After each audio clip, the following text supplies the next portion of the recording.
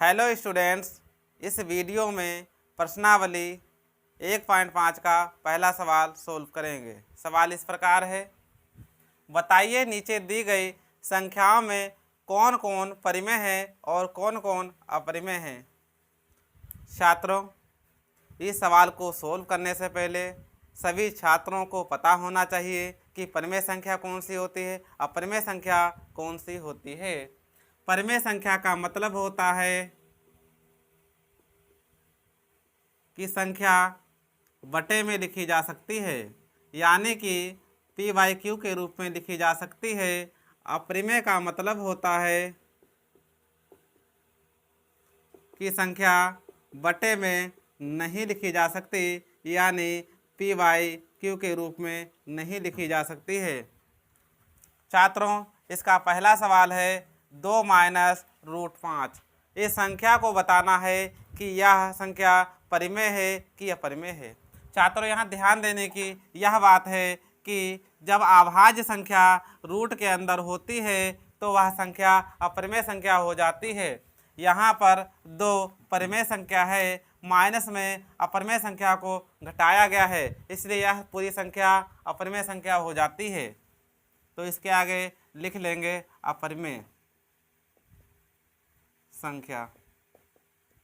मेरे भाइयों, ध्यान देने की बात है, जब भी कोई अभाज्य संख्या रूट के अंदर हो वह संख्या अपरिमेय संख्या हो जाती है। अभाज्य संख्याएं उन्हें कहते हैं जिनके केवल 2 गुणनखंड होते हैं, या तो वह संख्या 1 से कटती है या तो स्वयं से कटती है। छात्रों, आओ दूसरे सवाल पर आते हैं। भाइयों, इसका दूसरा सवाल है 3 + रूट के अंदर 23 ब्रैकेट बंद -√23। छात्रों, पहले इसको सोल्व करेंगे। 3 + √23 -√23। भाइयों, यहाँ ध्यान देने की यह बात है, जब संख्याएं बराबर हों और प्लस माइनस में हों तो संख्याएं आपस में कट जाएंगी इस प्रकार से। तो बचा क्या? केवल 3। मेरे भाइयों, 3 के नीचे 1 लिखा जा सकता है, मतलब जो संख्या बटे में लिखी जा सकती है वह संख्या परिमेय संख्या हो जाएगी, इसलिए 3 के आगे लिखेंगे परिमेय संख्या।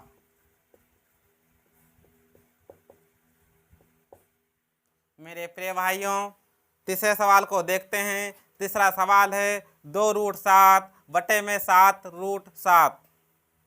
सबसे पहले इसको सोल्व करेंगे। यहाँ पर हम लोगों ने देखा कि √7 ऊपर है, √7 नीचे है, इसलिए यह संख्या आपस में कट जाएगी। बचा क्या बराबर में 2/7। जब संख्या बटे में लिखी जा सकती है तो वह संख्या परिमेय संख्या हो जाती है, तो इसके सामने लिख लेंगे परिमेय संख्या। प्यारे भाइयों और बहनों, चौथा सवाल है 1/√2।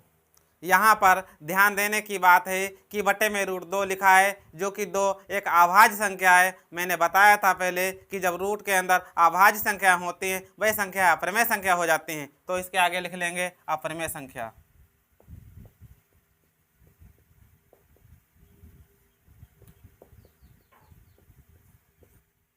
छात्रों, पांचवा सवाल है 2π। छात्रों, मैं पहले वीडियो में बता चुका हूँ कि पाई एक अपरिमेय संख्या होती है। वैसे पाई का मान लगभग में 22/7 होता है, परंतु वह एग्जैक्ट मान नहीं होता है। पाई को अपरिमेय संख्या माना जाता है, इसलिए यहाँ पर 2π अपरिमेय संख्या हो जाती है।